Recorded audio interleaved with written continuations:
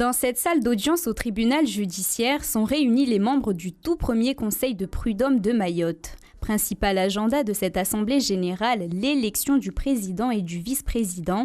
Il s'agit de 2 femmes qui prennent la tête de la juridiction. C'est une grande première, c'est historique. Voilà. C'est un grand honneur pour moi, bien sûr.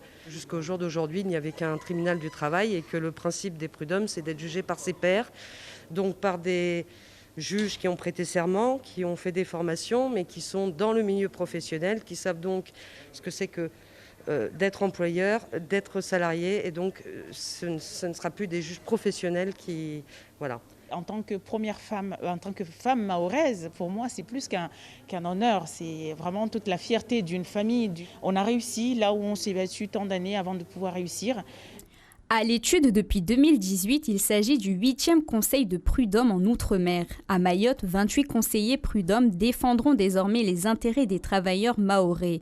Après avoir prêté serment mardi, les candidats aux présidences des différentes sections du conseil ont été votés ce matin selon le principe de parité.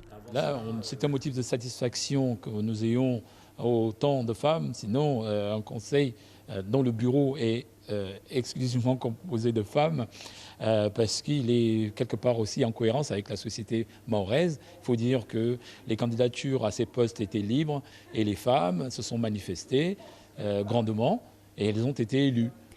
La création du conseil de prud'homme marque la fin du tribunal de travail sur l'île. Il reste encore l'ajustement de l'organisation administrative, mais la mise en service effective de la nouvelle juridiction devrait intervenir après la rentrée solennelle prévue le 14 février prochain.